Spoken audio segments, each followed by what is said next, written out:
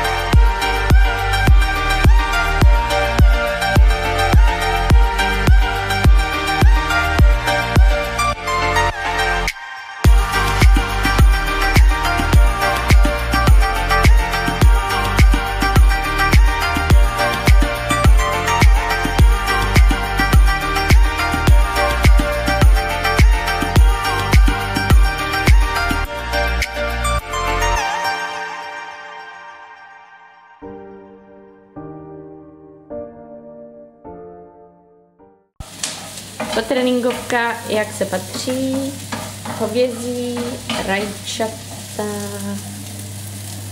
cibulka a tady se nám dělá bramburky. Mňam.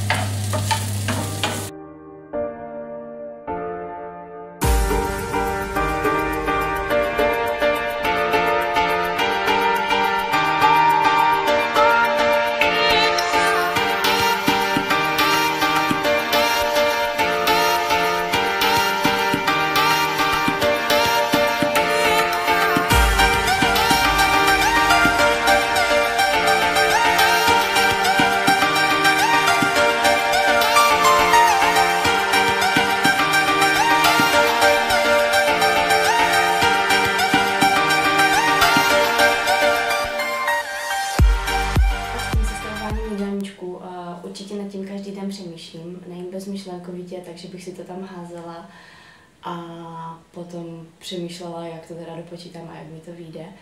Vždycky na snídani mám sacharidy a bílkoviny i trochu tuku, s tím, že snídám ráda hodně, takže ta snídaně mi většinou kolem 2000 kJ vezme. Většinou kolem 50 gramů sacharidu na tu snídani mám, už jsem si tak zvykla, že mi to takhle nejlépe vyhovuje, takže takhle to vždycky dělám. S tím, že další sacharidy si vždycky vyčleňuju po tréninku, abych tam měla dostatek taky aspoň těch 50 gramů sacharidů, i když je to večer, je mi to jedno, v kolik hodin to bude, takže tam si ty sacharidy dávám taky, no a zbytek rozprostřu nějak rovnoměrně v průběhu celého dne.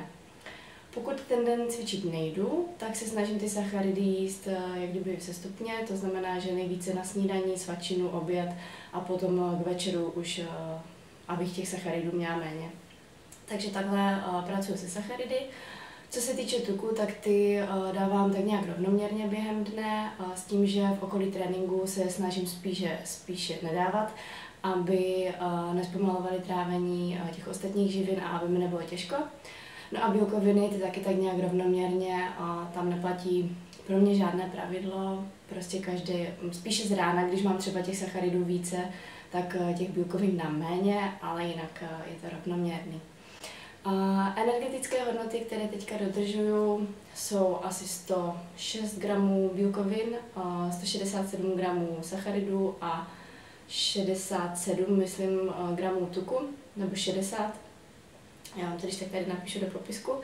A dohromady to dává asi 7000 kJ, takže stále se držím tady na těchto hodnotách. A ten deficit se momentálně snažím vytvořit nějakým výdejem, zvýšeným výdejem, tím, že po každém tréninku dávám 30-minutové kardio, trénuji teďka 4krát do týdne. Když mám náladu, jakože docela mám, tak třeba ještě jeden den v týdnu dám navíc kardio, ale to jako zatím není nic stálého. No, takže tak, teďka se to tělo momentálně spíš pere s tím, že jsem mu zase změnila malinko ten režim, tím, že už nedržím to přerušované hladovění. Ale o tom vám povím zase někdy jindy, o tom by tento vlog být neměl. Verunku moc neuvidíte v průběhu natáčení, protože Verunka se nerada natáčí, takže uvidíte akorát její ruce při chystání jídla. Ale pokud o ní chcete vědět víc, tak určitě mrkněte na její blog nebo na její Instagram. Já mám její příspěvky třeba moc ráda. S Mašinkou řešíme takovou rychlou nákupkou. Já jsem si vzala Madelat Light. Dám si asi 50 gramů, tak to bude třeba 15 gramů bílkovin, takže úplně stačí. A k tomu nějaký ovoce. Všechno zase naťukám do tabulek a vodu.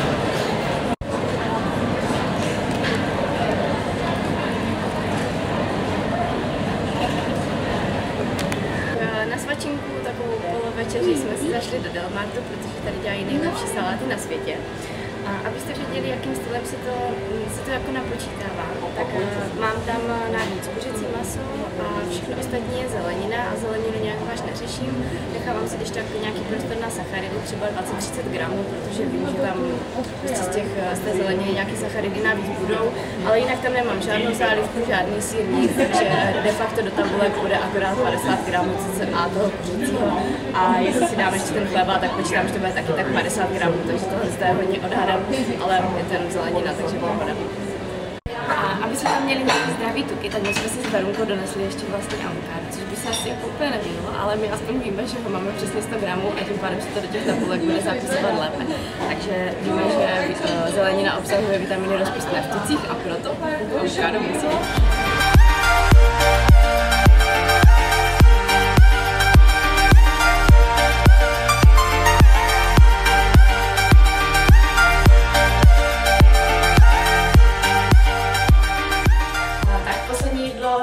Dne si dávám tvaroh, používám nízkotučný a to jenom z toho důvodu, abych si do něj mohla dát ještě nějaké oříšky nebo ořechové máslo. Dneska jsem si tady v Delmartu koupila arašidové s kokosem. Takže dávám 150 gramů tvarohu.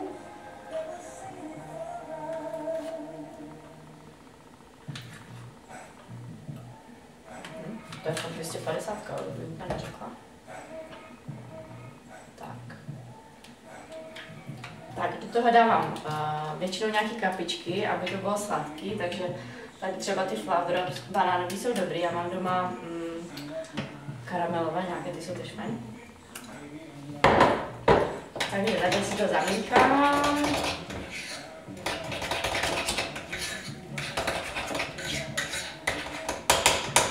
Tak a ještě jsem si tam do tabulek teda dala, že si můžu dát ještě 25 gramů ořechů, takže to vyřeším tady tím máslem. Je to asi... Tak to teda... Maslo všude.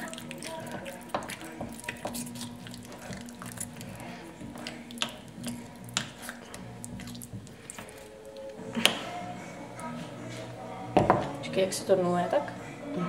Jo, přesně tak.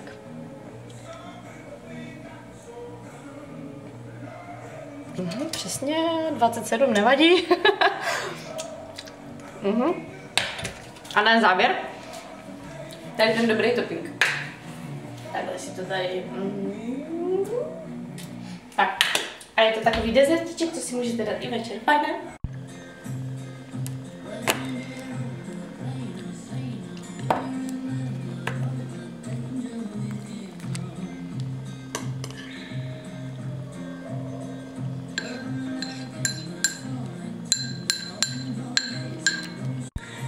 Takže celý den mi vyšel takto.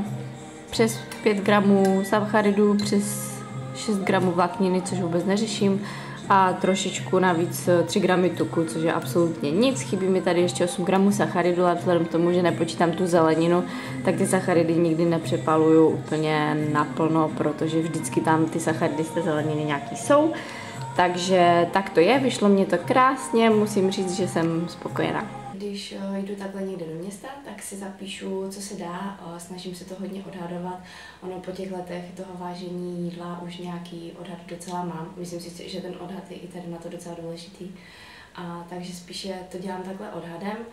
A s tím, že když si takhle naplánuju nějaké jídlo venku, tak se snažím taky s tím dopředu počítat a vyčlenit si na to více kalorií. A zbytek jídla v daném dni potom přizpůsobuju. Třeba teďka jsem měla na večeři naplánováno 250 gramů tvarohu, 30 gramů ořechů. To jsem si tam zadala ještě, než jsme šli jíst ven. Ale venku jsem zjistila, že takhle malou porci prostě do sebe nedostanu, že to bych musela sníst už jenom třeba 20 gramů masa, což by bylo docela o ničem, ochudit se takhle o dobrý salát. Takže jsem si dala těch 50 gramů masa, jak jste viděli, a tomu jsem potom večer přizpůsobila ten tvaroh tím, že jsem si ubrala to množství z 250 na 150 gramů. Takže dá se s tím takhle pohrát, je to jenom matematika, hraní si s čísly. Ten MyFitnessPal je skvělý v tom, že vám ukazuje, když si zapíšete jídlo, kolik jídla můžete ještě sníst. Není to žádná věda, je to jenom o zvyku a hlavně vás to musí bavit, nesmí vás to stresovat. Jinak zeleninu, jak jste viděli, nezapisuju vůbec. Maximálně pokud vím, že jí bude nějaké ohromné množství, nebo je to nějaká vysoce sacharidová zelenina, jako třeba řepa nebo mrkev nebo kukuřice, tak s tou teda počítám, protože ta už má větší množství sacharidů, ale jinak si trochu těch sacharidů třeba nechám nesplněných, protože s tou zeleninou počítám, ale jinak ne, protože to třeba osobně mě stresuje, a abych si nemohla dát už další kedlubnu, protože už jsem vyčerpala všechny sacharidy. Nemyslím si, že je to dobrý způsob, ale třeba vy s tím nebudete souhlasit a třeba si myslíte, že těch 30 gramů sacharidů, které ze zeleniny sníte, už může ovlivnit váš výsledek. V tom případě je to v pořádku, dělejte to tak, jak to vyhovuje vám. Mně to vyhovuje takto. Sacharidy a bílkoviny teda počítám, kromě té zeleniny, ze všeho. Bílkoviny teda počítám i ty rostlinné z ovesných vloček a podobně.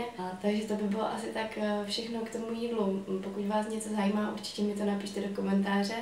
A pokud by vás zajímalo něco dalšího, máte nějaký námět na další vlog, tak určitě taky. A jinak se mějte krásně a nezapomeňte se usmívat.